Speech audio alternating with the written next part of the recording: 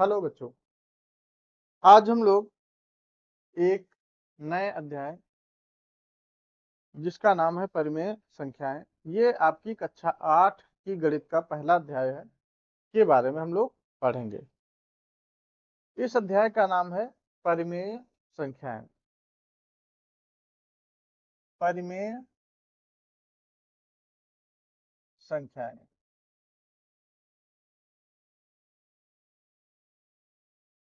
बच्चों, आप लोगों ने इस अध्याय के बारे में हो सकता है अभी ना पढ़ा हो या हो सकता है कुछ पढ़ा भी हो। ठीक, तो यदि पढ़ लिया है तो अच्छी बात है, और अगर नहीं पढ़ा है तो हम लोग इसको शुरुआत से लेकर चलते हैं। आइए सबसे पहले बात करते हैं परिमेय संख्याएं क्या होती हैं। तो परिमेय संख्या क्या होती हैं? वे संख्याएं जिन्हें हम p बटे q के रूप में लिख सकते हैं, यानी ऐसी संख्याएं जिन्हें हम किस रूप में लिख सकते हैं? p बटे q। p बटे q का मतलब, p ऊपर लिखा हुआ है, इसका मतलब हम लोग इसको अंश से कह सकते हैं, यानी कि अंश और बटे हर, यानी ऐसी संख्याएं जिन्हें हम अंश बटे हर के रूप में लिख सकते हैं। ठीक, तो यहाँ पर अगर हम इसकी परिभाषा लिखना चाहें तो क्या लिखेंगे? ऐसी संख्याएं, ऐसी संख्याएं जिन्हें हम p बटा q के रूप में व्यक्त कर सकते हैं, व्यक्त कर सकते हैं। ठीक, यानी ऐसी संख्याएं जिन्हें हम p बटे q के रूप में लिख सकते हैं। अब ये हमने बताया कि p बटे q के रूप में लिख सकते हैं, वो हमारी क्या कहलाएगी? परिमेय संख्या कहलाएगी। और इसमें भी शर्त होती है। क्या शर्त होती है? कि हमारा जो q का मान है वो बराबर नहीं होना चाहिए जीरो के। क्यों नहीं होना चाहिए बराबर जीरो के? क्योंकि यदि q का मान जीरो, यानी किसी भी संख्या, जैसे मान लीजिए यहाँ पर 15 लिखा और हमने कहा यदि q का मान जीरो हो गया तो हमने बटे में क्या लिख दिया? जीरो। और यदि हमने हर का मान जीरो लिखा तो मान इसका कितना प्राप्त हो जाएगा? इनफिनाइट, अपरिभाषित। यानी कि हम कह सकते हैं कि यदि हम किसी भी संख्या को जीरो से भाग देंगे तो उसका मान अपरिभाषित प्राप्त होगा। ठीक, यानी हम उसे परिभाषित नहीं कर सकते हैं। तो जब किसी का मान हम परिभाषित नहीं कर सकते तो वो हमारी परिमेय संख्या होगी नहीं। ठीक, तो यही कहा गया है, इसीलिए कहा गया है कि q का जो हमारा मान होना चाहिए वो कैसा होना चाहिए? ऐसा हो जिसे हम p बटे q के रूप में व्यक्त कर सके, और जो हमारा q हो वो जीरो के बराबर नहीं होना चाहिए। ठीक, तो वो हमारी क्या कहलाएगी? परिमेय संख्या। अब परिमेय संख्या को, अगर ये जो यहाँ पे जो फार्मूला लिखा है, क्या लिखा हमने? अंश बटे हर। अगर हम इसे ध्यान से देखें तो हम लोगों ने पिछली कक्षाओं में पढ़ा होगा भिन्न, और जो भिन्न का फार्मूला होता है वो भी होता है क्या? अंश बटे हर। भिन्न का भी फार्मूला ये होता है, क्या होता है? अंश बटे हर। तो क्या हम ये कह सकते हैं कि जो भिन्न है और जो परिमेय संख्या है वो क्या एक ही है? तो अगर कहा जाए कि भिन्न और परिमेय संख्याएं एक ही हैं क्या, तो हम ये कह सकते हैं कि भिन्न और परिमेय संख्या एक नहीं है। अब इनमें बेसिक सा अंतर क्या होता है?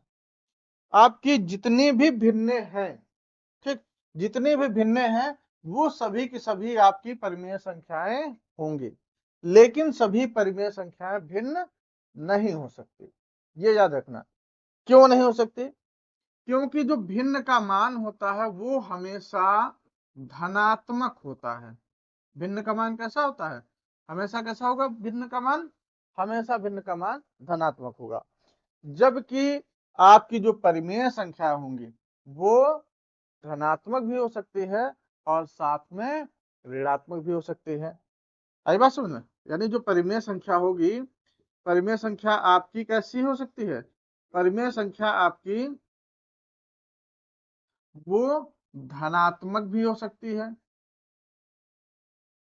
परिमेय संख्या आपकी धनात्मक भी हो सकती है, और या फिर या तो धनात्मक होगी या फिर वो आपकी संख्या ऋणात्मक होगी।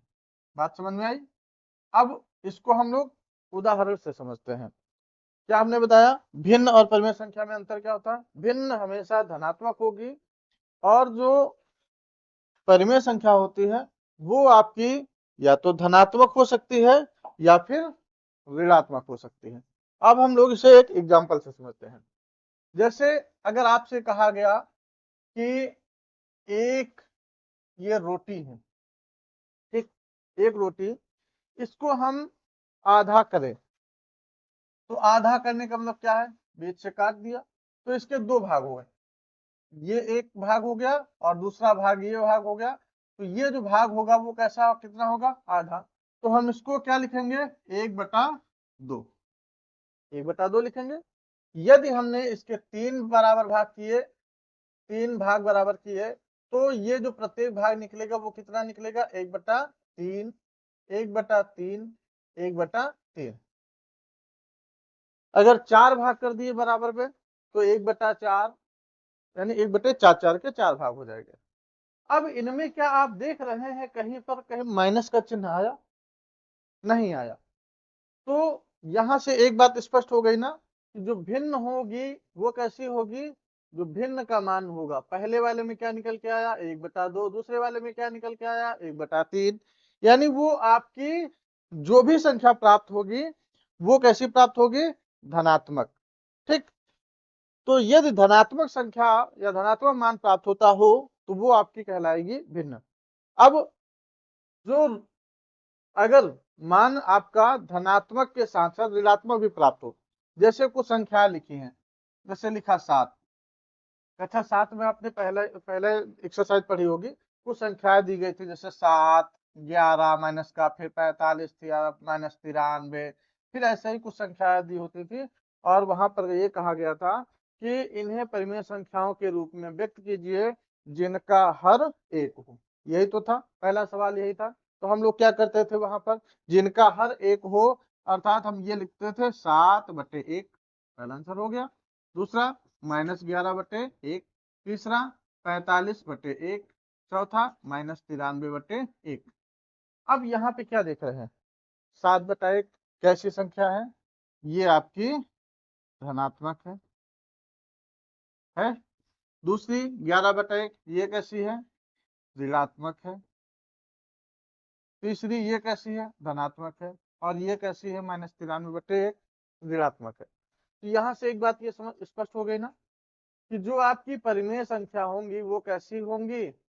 परिमेय संख्या वो आपकी धनात्मक भी हो सकती है और ऋणात्मक यानी पॉजिटिव या नेगेटिव, दोनों में से आपकी ये कोई भी संख्या हो सकती है।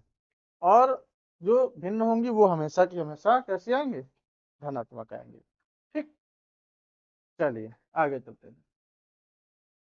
क्योंकि हम लोग पढ़ रहे हैं टॉपिक कौन सा?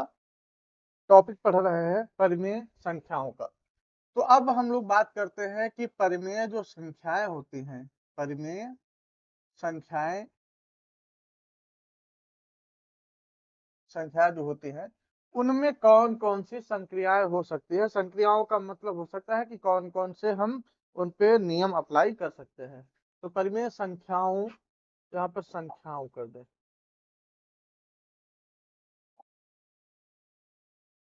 संख्याओं पर आधारित आधारित संक्रियाएं।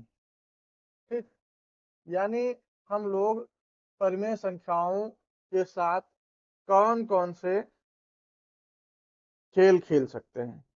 तो इनमें हम क्या क्या कर सकते हैं? जैसे सबसे पहले तो हम परिमेय संख्याओं के साथ में एक खेल खेल सकते हैं जोड़ का। क्या तरीका अपना सकते हैं? जोड़ का मतलब ये कि हम परिमेय संख्याओं को आपस में जोड़ सकते हैं। दूसरा घटाव का, परिमेय संख्याओं को आपस में घटा सकते हैं। तीसरा, गुणा। अगर दो या दो से अधिक परिमेय संख्या दी गई हैं तो हम उनका आपस में गुणा भी करा सकते हैं। चौथा, भाग। ठीक, चौथा और क्या हम कर सकते हैं? भाग। मतलब ये कि हम अगर परिमेय संख्याओं को हल करें तो हल करने के लिए हम उनमें जोड़ के नियम अप्लाई कर सकते हैं, घटाव के भी अब नियम अप्लाई लगा सकते हैं, हम गुणा के भी नियम लगा सकते हैं और भाग के भी नियम लगा सकते हैं। और ये जो संक्रियाएं हैं, जोड़, घटाव, गुणा, भाग, ये सभी अब हम लोग आगे एक एक करके चैप्टर में पढ़ते जाएंगे। तो हमारा जो अगला चैप्टर है वो है जोड़ पर आधारित संक्रियाओं का, जोड़ पर आधारित संक्रियाओं का, जिसके लिए हम लोग शुरुआत करते हैं अभ्यास 1 के। अच्छा, अभ्यास 1 शुरू करने से पहले कुछ जो नियम है जोड़ने के वो भी आपको बता दें। तो यहाँ पर जो पहला हमारा जो सबसे पहला जो पहली संक्रिया है, क्या? योग पर आधारित। योग मतलब जोड़। तो यहाँ कह सकते हैं योग की संक्रियाएं, यानी परिमेय जो संख्याएं होंगी उनकी उनके योग की संक्रियाएं। अब योग की संक्रियाओं में जो सबसे पहला, यानी अगर हम कोई भी जोड़ कर रहे हो, यानी दो या दो से अधिक परिमेय संख्याओं को यदि जोड़ रहे हो तो जोड़ने के मुख्य दो नियम। सबसे पहले क्या? पहला नियम ये है कि जब क्या हो, जब हर समान हो। ठीक? पहली शर्त क्या है कि यदि हम कोई परिमेय संख्या जोड़ रहे हैं तो जोड़ते समय हमें यह ध्यान रखना है कि उनका हर समान है।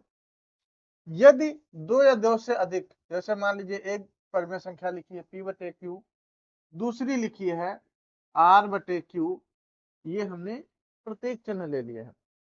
यदि दो संख्याएं, एक लिखी है p/q प्लस दूसरी लिखी है r/q, तो हम क्या कर सकते हैं, हम अंश जो होंगे आपस में, जो अंश आपस में है उन्हें जोड़ देंगे, यानी p + r/q।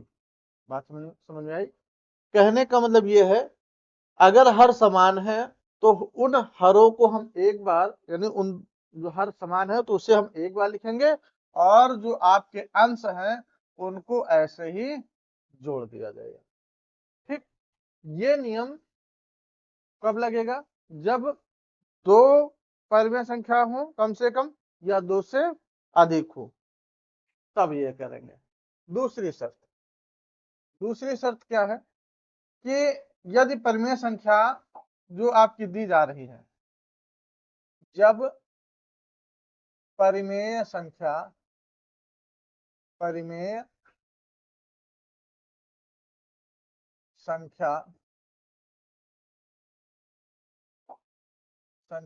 संख्याओं, जब परिमेय संख्याओं के हर समान ना हो, अब क्या होगा? यदि परिमेय संख्याओं के हर समान है तो हमने बताया कि हर को एक बार लिख दो और अंश को आपस में जोड़ दो। लेकिन यदि परिमेय संख्याओं के हर समान ना हो तब क्या करेंगे? तो ऐसी स्थिति में सबसे जो पहली शर्त आती है, हम वो क्या करेंगे? सबसे पहली शर्त ये है कि जो हर है, हर का लासा ले लें। लासा लेने का मतलब क्या है? लघुत्तम समापवर्तक, यानी कि हम उनके हर को क्या करेंगे? बराबर करेंगे। यानी हर का लासा लेकर क्या करें? हर का लासा लेकर हर समान करें। ठीक, हर का लासा ले और उनको समान करें। और जब हर समान हो जाएंगे यानी हर जब लासा जो आ जाएगा, उस लासा यानी लघुत्तम समापवर्तक की सहायता से हम क्या करेंगे, वही लघुत्तम समापवर्तक प्रत्येक संख्या के हर को यानी समतुल्य संख्या बना लेंगे। ठीक। और जब हर बराबर हो जाएंगे, तब हम फिर जब हर बराबर हो गए, तब फिर हमारा जो पहला नियम है कि हर समान का हर समान होने पर क्या करेंगे, हर को एक बार लिखकर अंशों को आपस में जोड़ देंगे। ठीक। और जैसे ही हर यानी हर को समान करके अंशों को आपस में जोड़ देंगे, तो जो प्राप्त होगा वही क्या होगा, हमारा उत्तर होगा। अब इन दोनों तरीकों को हल करते समय एक दिक्कत और आएगी।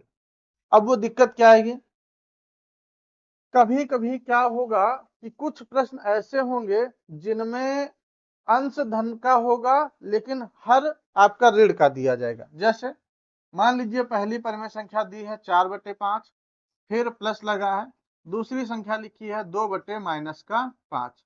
अब यहाँ पे हम क्या देख रहे हैं, पहली संख्या आपकी जो दी गई है 4/5, दोनों धनात्मक है।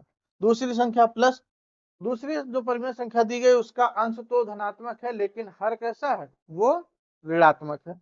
तो जब भी कभी परिमेय संख्या का हर आपका ऋणात्मक हो, तो सबसे पहले हम क्या करेंगे, यहाँ पर विशेष नोट कर लो, विशेष नोट क्या, कि जब भी किसी परिमेय संख्या का जब भी किसी परिमेय संख्या का परिमेय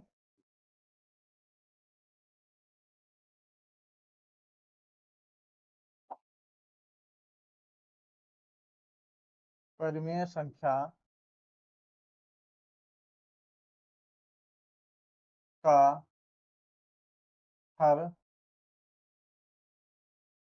ऋणात्मक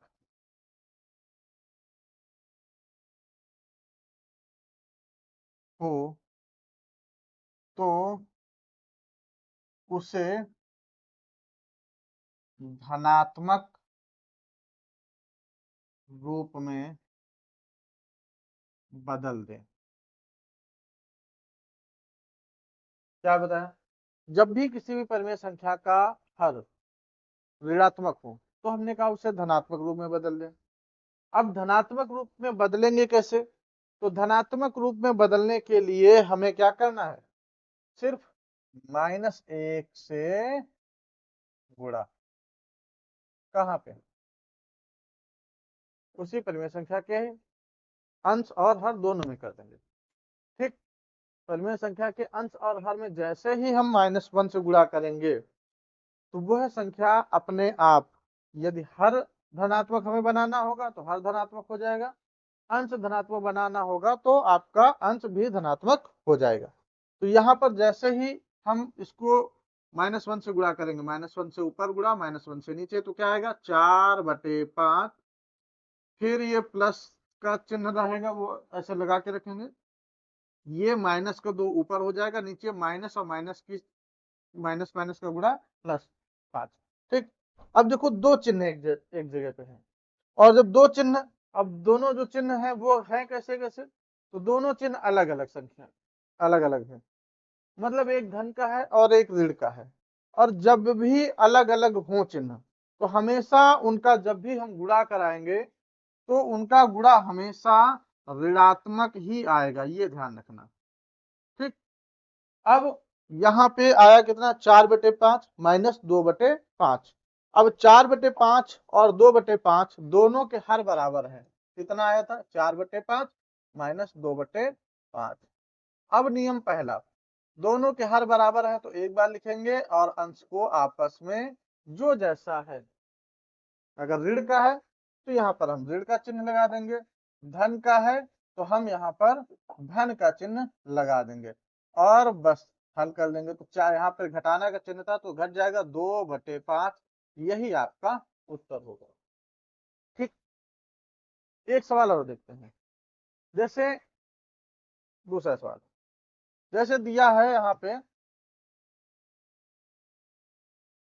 7/6 फिर प्लस -9/6 और ये आपका ब्रैकेट से बंद होगा।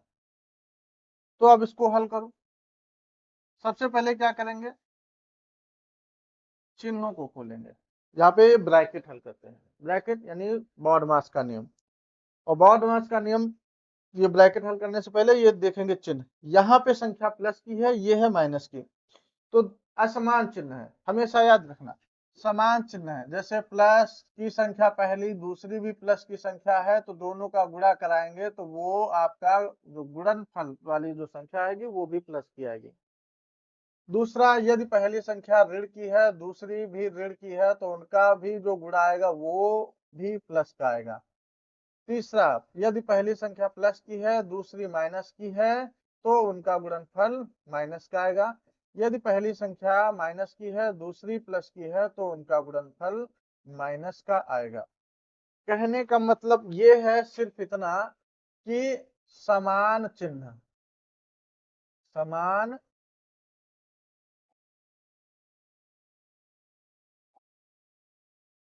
समान चिन्ह चिन्हों का गुणा सदैव धनात्मक। बात समझ में?